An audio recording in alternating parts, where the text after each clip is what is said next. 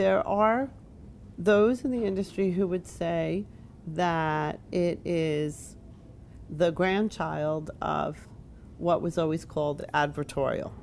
So this form of having an advertiser create content or sponsor content that is more than a page in a magazine or a commercial on television, this is not new.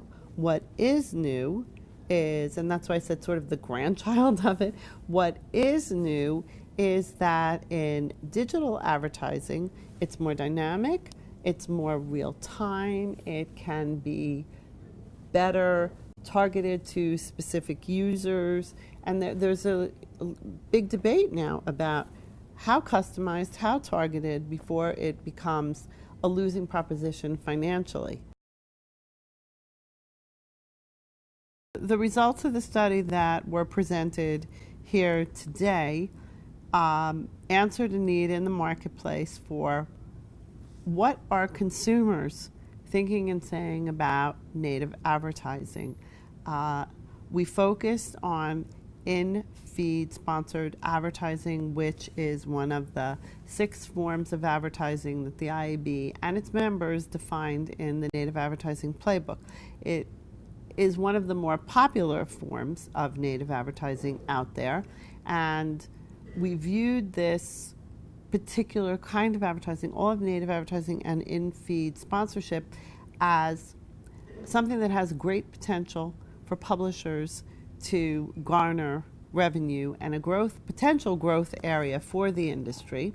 However, what was seriously lacking was an understanding of the consumer.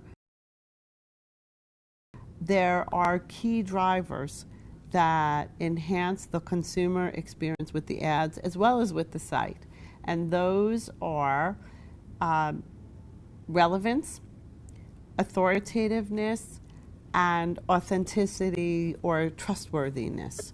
So when consumers find sites to be credible and trustworthy, they then have a better experience with the in-feed sponsored ads, and the ads can also enhance their experience with the site.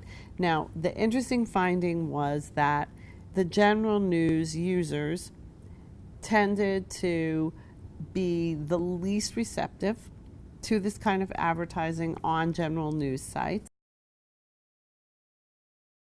I would say understand the consumer, understand what the site means to the consumer, meaning the brand, the content brand of the site, the publisher.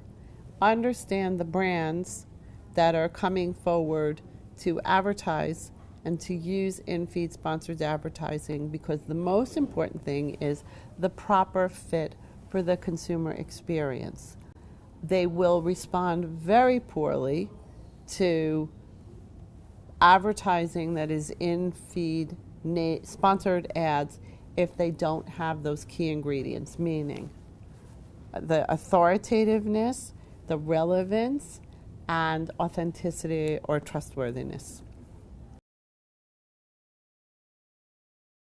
If in fact a brand wishes to produce content and use native advertising to drive visits to the brand's content, that is the advertising brand, not the publisher brand, it behooves those advertisers to understand the findings of this study and to really focus on where their brand fits within the editorial brand of the site as well, so that the placements are correct.